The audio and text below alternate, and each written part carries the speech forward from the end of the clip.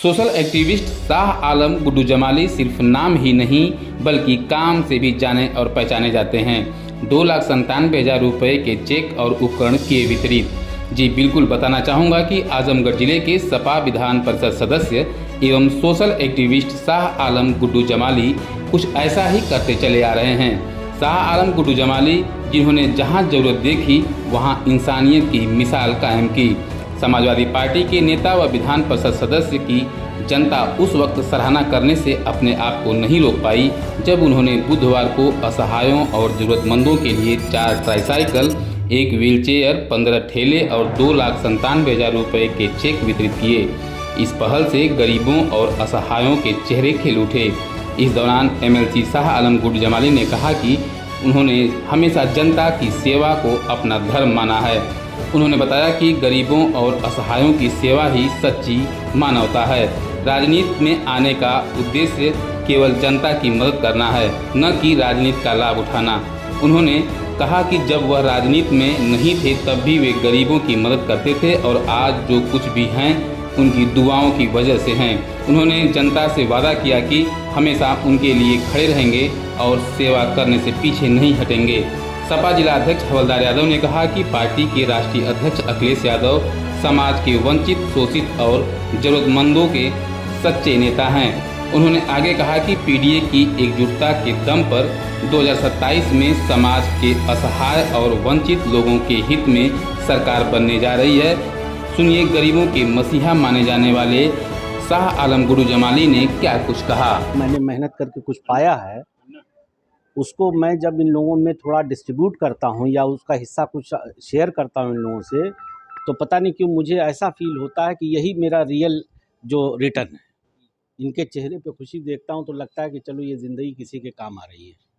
मैं एक social activist हूँ, हार्डकोर पॉलिटिशियन मैं नहीं हूँ, मैं एक सोशल एक्टिविस्ट हूँ। और राजनीति में आने का मकसद भी यही था शुरू में कि इसके ज़रिए हम लोग समाज के गरीब तबकों तक पहुँचेंगे और जहाँ तक हमारी बस चलेगी हम करेंगे। और मैं आपको ये भी बता दूं कि राजनीति में जब मैं नहीं था तो भी आजमगढ़ गवाह है, यहाँ के लोग गवाह हैं, उससे पहले भी मैं करता रहता था। जब मैं एमएलए नहीं हुआ था उससे पहले की भी बात है और उससे लेके अभी तक चलता है। जब तक चलता रहा है, मैं ज़िंदा जब तक रहूँगा तब तक ये चलेगा। चाहे मैं एमएलए रहूँ ना रहूँ, एमएलसी रहूँ ना रहूँ, उससे कोई बहुत फ़र्क इससे पे नहीं पड़ने वाला है।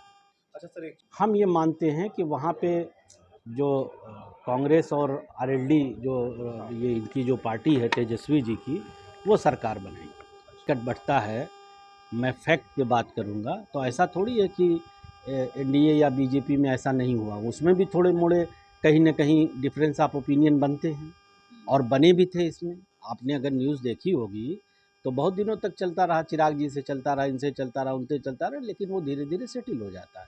इसमें तो कुछ नहीं है। 2-4 सीटों पे अगर कहीं ऐसी कोई चीज़ बनी भी है तो वो उसमें कोई इतनी बड़ी बात नहीं है। और हम लोग बहुत होपफुल हैं, बहुत हमको उम्मीद है कि चूँकि जनता दुखी है इस सरकार से, इस गठबंधन से, और इन लोगों को हराएगी और वहाँ पे नई सरकार बनेगी। अब तक बिहार में 2 फेज का है, अब मैं इस पर कुछ नहीं कहना चाहता। समाजवादी पार्टी एक ऐसी पार्टी है जो समाज के हर धर्मों को इज्जत और सम्मान देती है। देखिए, दुनिया में कोई भी धर्म हो वो आपस में नफ़रत करना नहीं सिखाता। अगर सचमुच में आप धार्मिक हैं, एक अच्छा अगर धार्मिक आदमी होगा तो वो पहले एक अच्छा इंसान होगा, और अगर अच्छा इंसान होगा तो उसकी ज़िंदगी में नफ़रत की कोई जगह नहीं होगी। पहले हम इंसान हैं, उसके बाद कोई इस्लाम मानता है, कोई सनातन मानता है, कोई क्रिश्चियन धर्म में होगा, कोई पंजाबी होगा, कोई कुछ होगा, सिख होगा, मगर पहले हम इंसान हैं।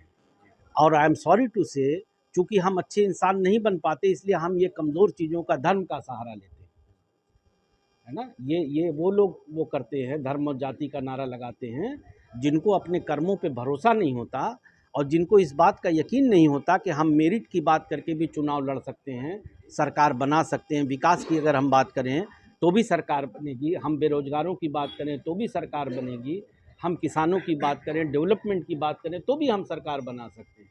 जो लोग इस मामले में कमज़ोर होते हैं वो धर्म और जाति का नारा